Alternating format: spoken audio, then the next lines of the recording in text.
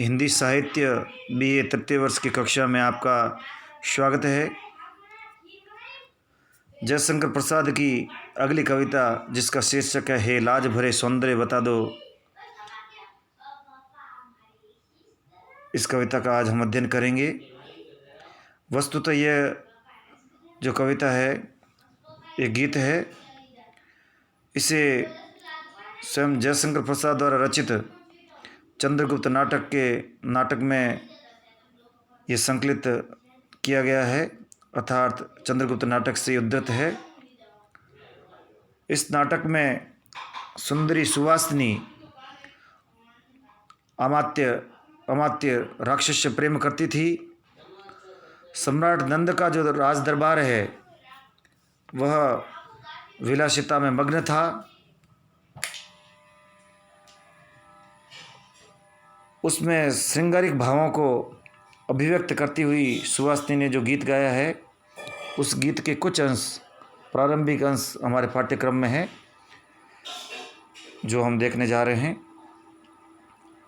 तुम कनक किरण के अंतराल में लुक छिप कर चलते हो क्यों, नतमस्तक गर्व वहन करते यौवन के घन रस कन ढरते, हे लाज भरे सौंदर्य बता दो मौन बने रहते हो क्यों।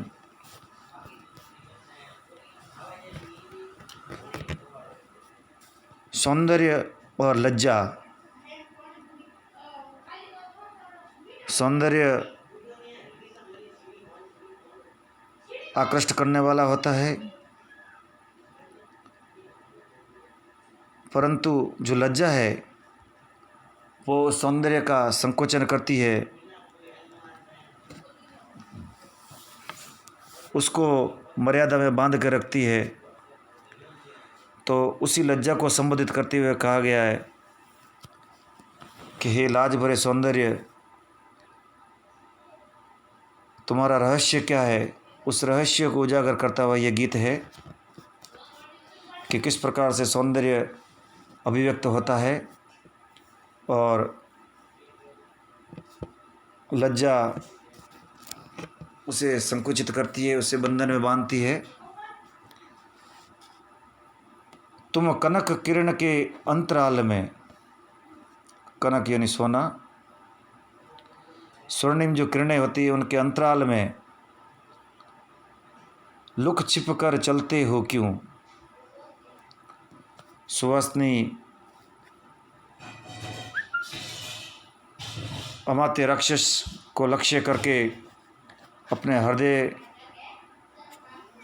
की जो प्रेममयी जो भावनाएं हैं उनको अभिव्यक्त करती हुई ये गीत गाती है कि हे लाज भरे सौंदर्य, तुम स्वर्णिम किरणों के मध्य में लुक छिपकर क्यों चलते हो। अर्थात इस सौंदर्य का रहस्य क्या है कि वह क्यों इतना रहस्यमय है। उस रहस्य को जानने के लिए उत्सुक है सुवासिनी और साथ ही अपने प्रेम के उद्गार अमात्य राक्षस के समक्ष अभिव्यक्त कर रही है। तुम कनक किरण के अंतराल में लुक छिप कर चलते हो क्यों। हे लज्जा भरे सौंदर्य, तुम ये बता दो कि स्वर्णिम किरणों के अंतराल में, उनके मध्य में तुम इस प्रकार से लुक छिप कर क्यों चलते हो। अर्थात सूर्य की जो किरणें हैं, अरुणिम प्रभात की जो किरणें हैं, वह बड़ी सौंदर्यमयी है, लेकिन वहाँ भी सौंदर्य उन स्वर्णिम किरणों के मध्य क्यों लुक छिप कर चलता है।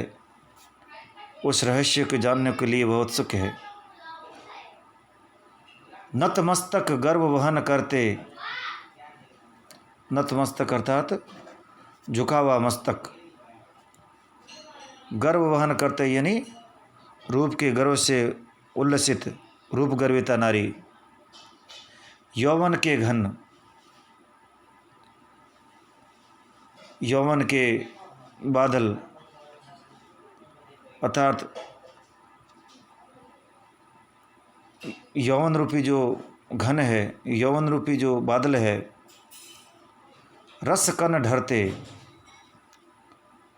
अर्थात यौवन रूपी जो बादल है वे अपने में आनंद रूपी रस को धारण किए हुए रहते हैं। हे लाज भरे सौंदर्य, बता दो मौन बने रहते हो क्यों।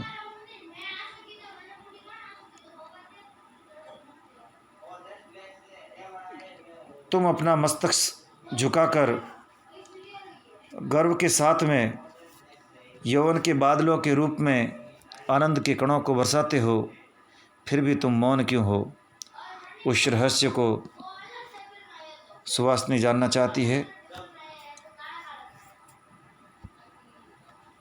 यहाँ पर कवि का आशय यह है कि जो सौंदर्य होता है वह सदैव मधुर होता है, मादक होता है, और इस प्रकार से जो मधुर और जो मादक जो वस्तुएं होती है उनके मध्य में सौंदर्य विद्यमान रहता है। परंतु यह एक रहस्य के समान लुक छिप कर चलता है। यह जो सौंदर्य है, मंद जो मधुर जो मुस्कान होती है, हास्य होता है, उन श्रृंगार की उज्ज्वल स्वर्ण किरणों के समान वह आकृष्ट करने वाला होता है। परंतु वह लज्जा से अवनत होकर भी, लज्जा से झुककर भी अपने आकर्षण से लोगों की दृष्टि को चमत्कृत कर देता है। और सौंदर्य तो यौवन का घन बनकर, बादल बनकर रस की वर्षा करता है। तो यहाँ पर जो सौंदर्य की जो आकृष्ट करने की जो शक्ति है, उसकी जो लोगों को मुग्ध करने की जो सहजता है, और साथ साथ यौवन की जो मादकता है, उसका चित्रण इस काव्यांश में किया गया है कि किस प्रकार से जो सौंदर्य है वह रहस्यमय है, लज्जा से आविष्टित है, और लज्जा के कारण ही जो सौंदर्य है वह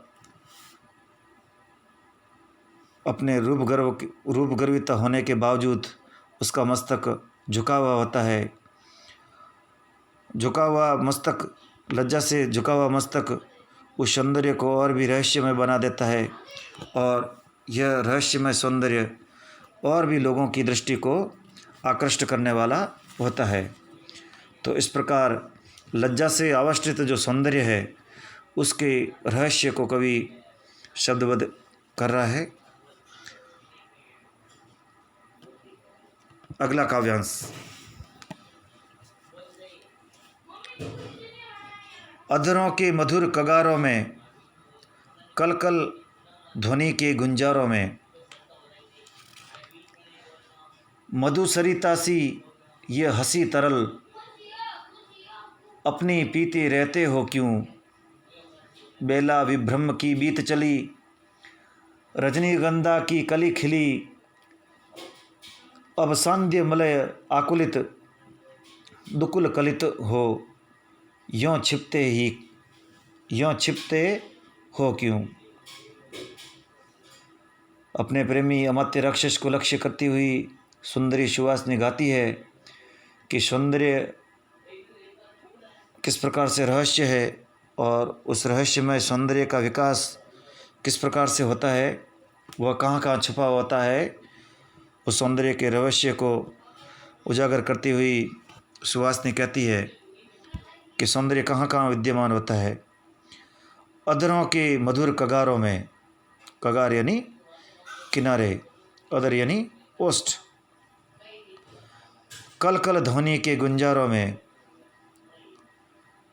प्रकृति का भी सौंदर्य है और मानवीय सौंदर्य भी है। तो ये सौंदर्य अधरों की मधुर किनारों में विद्यमान रहता है, और कल कल की ध्वनि में भी ये गुंजायमान रहता है। तो इस प्रकार से सुवासिनी प्रश्न करती है कि यह सौंदर्य, तुम सुकोमल मधुर अधुर रूपी जो किनारे हैं, जो तट है, उन पर मधुर वाणी या गुंजारों के रूप में, मधुर वाणी के रूप में सरिता की मधुर ध्वनि में या उसकी गुंजार में या उसकी तरल हंसी में अपने रहस्य को क्यों छिपाए रखते हो।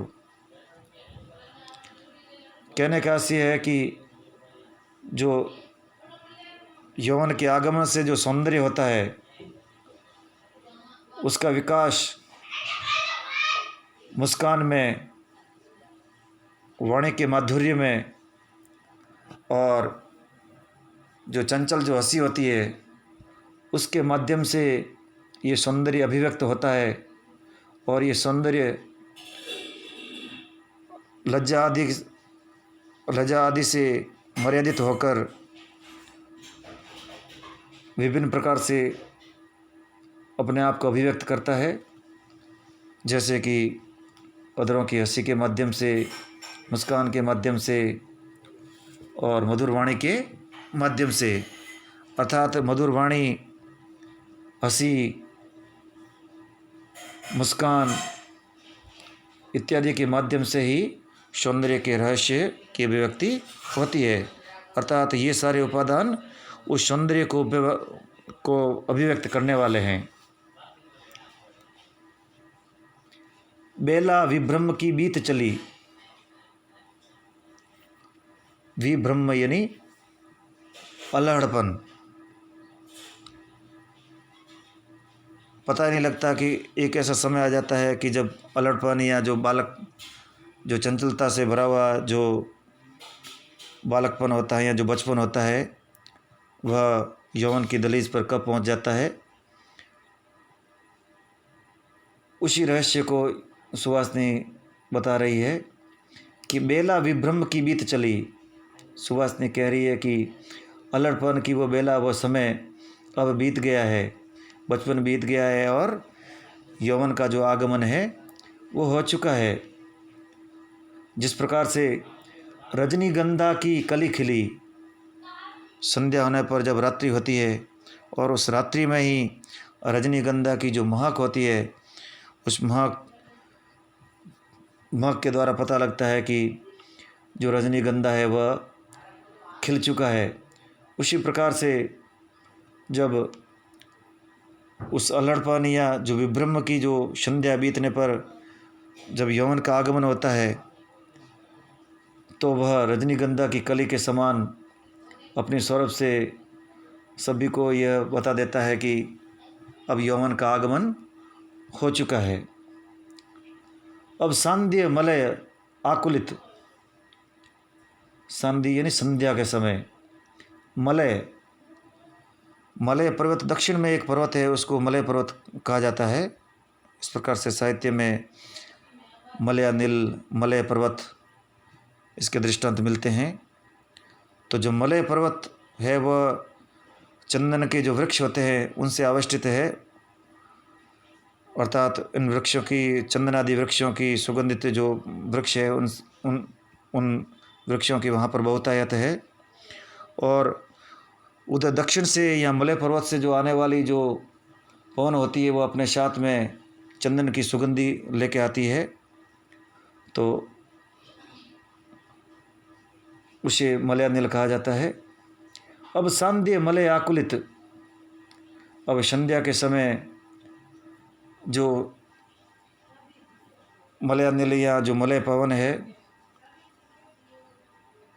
उससे पूरा वातावरण है वह सुगंधित हो रहा है, सौरभमय हो रहा है। दुकुल कलित हो दुकुल का अर्थ होता है वस्त्र, जो नारियों द्वारा जो दुपट्टा इत्यादि या जो रेशमी वस्त्रों पर धारण किया जाता है उसे दुकुल कहा जाता है। कलित का अर्थ होता है लपेटना, उससे आविष्टित होना। दुकुल कलित हो यूं छिपते हो क्यों।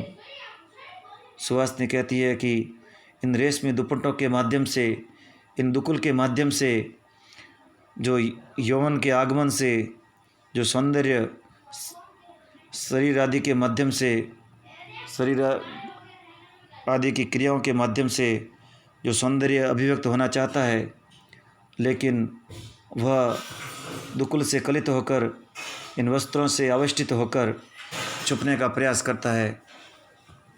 तो सुहासिनी कहती है कि तुम इस प्रकार की चेष्टा या अपने आप हे सौंदर्य, तुम अपने आप को इस प्रकार के वस्त्रों के मध्य छुपकर अपने आप को प्रकट होने से क्यों रोकते हो।